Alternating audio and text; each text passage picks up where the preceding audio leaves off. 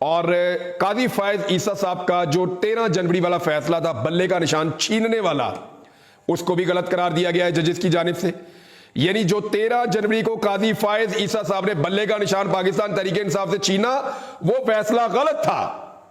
और उसके बाद जो इलेक्शन कमीशन ऑफ पाकिस्तान ने उसकी तशरीह की, वो उससे ज्यादा गलत थी और एक पॉलिटिकल पार्टी को इलेक्शन से बाहर निकाल दिया। तो ओवरऑल हुआ ये, इसका जो इंपैक्ट है उसको आप समझ लीजिए। हुआ ये कि 8 फरवरी 2024 का इलेक्शन अमली तौर पे फारिग हो चुका है। इस वक्त जो लोग हुकूमत में बैठे हुए हैं वो अमली तौर पे फारिग हो चुके हैं। पाकिस्तान तहरीक इंसाफ इस वक्त पार्लियामेंट की सबसे बड़ी अक्सरियती जमात बन चुकी है और 8 फरवरी के इंतखाबात के अंदर इलेक्शन कमीशन ऑफ पाकिस्तान, इनको तो जेल में डालना चाहिए, इनको तो गद्दारी के मुकदमे डाल के इनको सजा देनी चाहिए कि इन्होंने ना सिर्फ एक पॉलिटिकल पार्टी जिसके पास सबसे ज्यादा वोटर थे, जिन्होंने पाकिस्तान में सबसे ज्यादा वोट लिए हैं और वो आज अक्सरियती पार्टी है, उन सारों को आजाद कर दिया और आजाद हैसियत के अंदर उनको जलील और रुस्वा कर दिया। फिर उनके बंदे तोड़ तोड़ के कोई इस जमात में, कोई इस जमात में, कोई इस जमात में शामिल करते रहे। अब कई ऐसे लोग हैं जो पाकिस्तान तहरीक इंसाफ के हमायत याफ्ता उम्मीदवार बन के इलेक्शन लड़े और बाद में उन्होंने नून लीग या आईपीपी को ज्वाइन कर लिया। अब सवाल यह है कि उनका मुस्तकबिल क्या होगा। उनके साथ भी बहुत बुरी होने लगी है। सिर्फ अगर उन्होंने डिक्लेरेशन दिया हुआ है और वो उस लिस्ट के अंदर शामिल हैं, तो फिर याद रखिएगा पाकिस्तान तहरीक इंसाफ डिफेक्शन क्लॉज लगा के उनको उड़ा देगी और उन हलकों में दोबारा इलेक्शन होंगे और तहरीक इंसाफ के उम्मीदवार आ जाएंगे। ये आप देखिएगा कि एक नई खप पाकिस्तान में पड़ेगी, एक नई सूरत पाकिस्तान में बनेगी, लेकिन मखसूस नशिस्तें पाकिस्तान तहरीक इंसाफ को अब मिल जाएंगी।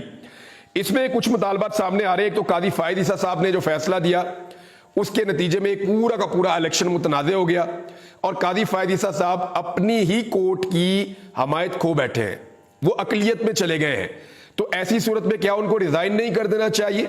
मेरे ख्याल में काजी फायद ईसा साहब के पास ये ऑप्शन मौजूद है कि वो इज्जत से चंद माह पहले रिटायरमेंट ले लें, क्योंकि उनके अपने साथी जजेस उनके मौक़िफ़ से अब इत्तफाक नहीं करते और उनके फैसलों को कदर की नज़र से देखने के बजाय उनके फैसलों को ऐसे देखते हैं कि इन फैसलों के नतीजे में पाकिस्तान में जुल्म और ज्यादती हुई है और इनके नतीजे में इलेक्शन का पूरा एक प्रोसेस जो है वो मुतनाज़ बन गया है। इसके अलावा जो है चीफ इलेक्शन कमिश्नर को फौरी तौर पर रिजाइन करना चाहिए और पाकिस्तान तहरीक इंसाफ को इसके लिए मुतालबा भी करना चाहिए।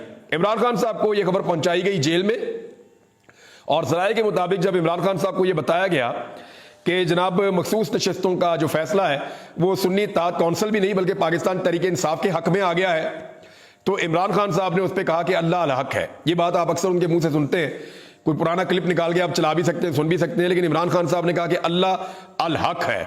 यही बात इमरान खान साहब ने दोहराई है।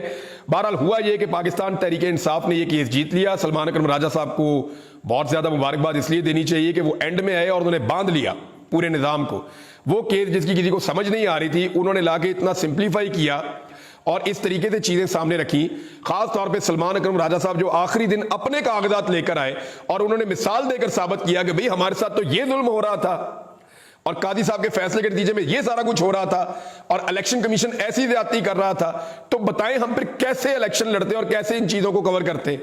तो उस पर जो जजेस हैं उन्होंने अपने इज्तिमाई शऊर के साथ ये फैसला दिया कि तहरीक इंसाफ के साथ ज्यादती हुई है, इलेक्शन कमीशन ने गलत इंतखाबात करवाए हैं। तफसीली फैसला आएगा तो चीजें पता चलेंगी। इलेक्शन कमीशन ने अगर कोई सवालात पूछने तो इसको शामिल कर दिया गया है फैसले के अंदर और उसमें लिखा गया कि इलेक्शन कमीशन अगर कुछ जानना चाहता है, किसी चीज में उसको इबाहम है, तो वो इन चैम्बर राब्ता कर सकता है और उसको जजेस गाइड कर देंगे। अब 15 दिन का वक्त है, 15 दिन के अंदर जो है पाकिस्तान तहरीक इंसाफ ने अपनी मखसूस जो नशिस्तें हैं उनकी लिस्ट भी देनी है और इसी टाइम के अंदर जो पाकिस्तान तहरीक इंसाफ के आजाद उम्मीदवार हैं वो तहरीक इंसाफ को ज्वाइन भी कर लेंगे और 82 की तादाद हो जाएगी। 1 2 4 अगर लोग इधर उधर भाग भी जाएं, कुछ गद्दारी भी कर जाएं, लेकिन इसके बावजूद तहरीक इंसाफ पार्लियामेंट की सबसे बड़ी जमात बन जाएगी। अब होने क्या वाला है, ख्वाजा आसिफ साहब तैयारी कीजिए, रेहाना डार साहिबा आ रही हैं असेंबली में। आप उनका मुकाबला मैदान में तो कर नहीं सके, ये छोटे से ऐवान में क्या करेंगे? इतने खुले मैदान में उन्होंने आपको भागने की जगह नहीं दी, ये इतने से ऐवान के अंदर वो आपको भागने देंगी? तो ख्वाजा साहब आपका बुरा वक्त शुरू हो रहा है। नवाज शरीफ साहब आप तो असेंबली में वैसे ही नहीं आते, लेकिन आप कोशिश कीजिए कि आप यास्मीन राशिद का सामना उस हलके में तो नहीं कर पाए जहां से आप शुरू से जीतते चले आ रहे हैं। वहां यास्मीन राशिद ने आपको इबरतनाक शिकस्त दी है। मियां साहब, यास्मीन राशिद का सामना करने के लिए कौमी असेंबली में तैयार हो जाइए। मरियम नवाज साहिबा, जिस औरत से आप सबसे ज्यादा डरती हैं, जिस लड़की से आपको खौफ आता है और बहुत ज्यादा खौफ आता है, सनम जावेद, जिसको आप निशाने इबरत बनाना चाहती हैं, तैयारी पकड़िए। वो सूबाई असेंबली में आपको चैलेंज करने के लिए आ रही है। ये मखसूस नशिस्तें अगर पाकिस्तान तहरीक इंसाफ को मिलती हैं तो अब नया फड्डा शुरू होगा। ये भी बात याद रखिएगा तहरीक इंसाफ में कि जी मेरी औरत को बना दो, मेरी औरत को बना दो, मेरी जानने वाली को बना दो, इसको बनाओ, उसको बनाओ। मेरे ख्याल में तहरीक इंसाफ को उन खवातीन को प्रायोरिटी देनी चाहिए और उन खवातीन को असेंबलियों के अंदर लेके आना चाहिए जो पढ़ी लिखी हैं, नंबर 1, जो बात करना जानती हैं डटकर, नंबर 3, जिन्होंने सख्ती और फस्तायत बर्दाश्त की और इमरान खान के मौक़िफ़ को नहीं छोड़ा और डटकर इमरान खान के साथ खड़ी रही। उनमें से कुछ तो आज भी जेल में है। आलिया हमजा का सामना करने के लिए तैयार रही है, वो भी आ रही हैं कौमी असेंबली में, और बहुत सारी खवातीन हो सकती हैं। यानी ये वो लिस्ट है जो पाकिस्तान तहरीक इंसाफ की तरफ से गर्दिश कर रही है कि जनाब इन लोगों को तो जरूर बनाया जाएगा। और बहुत सारी खवातीन है जेलें काट के आई हुई हैं, तकालीफ बर्दाश्त करके आई हुई हैं।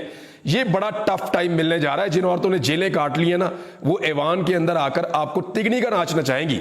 और अभी एक और चीज रिपोर्ट हुई कि PMLN के कुछ MNA जहां बैठे हुए थे, वहां कुछ सहाफी भी मौजूद थे, और जब ये फैसला आया तो उन्होंने कहा जी बहुत मुश्किल पैदा होने वाली है, हालात बहुत मुश्किल होने वाले हैं। अब नाज़रीन, 2 में से एक फैसला तो हो गया। मैंने आपसे कहा था 2 फैसले जो बहुत इंपॉर्टेंट है। एक फैसला मखसूस नशिस्तों का, वो तो फैसला इमरान खान के हक में आ गया। दूसरा फैसला जो अब होने जा रहा है वो है इस्लामाबाद की 3 सीटों का फैसला। अगर इस्लामाबाद की 3 सीटें पाकिस्तान तहरीक इंसाफ को मिल गई तो यह बंद टूट जाएगा, और अगर यह बंद टूट गया तो पूरे पाकिस्तान में तहरीक इंसाफ को सीटें वापस मिलना शुरू हो जाएंगी। और अगर ऐसा होता है तो ये हुकूमत टाटा गुड बाय। और जितना मैं इमरान खान को जानता हूं, उसको जिस दिन हुकूमत मिलेगी वो उस दिन दोबारा इलेक्शन अनाउंस करेगा। इतने लूले लंगड़े और इतने खराब और बोगस और बेकार इलेक्शंस के साथ मुल्क आगे नहीं बढ़ सकता। अब तक के लिए इतना ही। अपना ख्याल रखिएगा, अपने चैनल का भी। अल्लाह हाफ़िज़।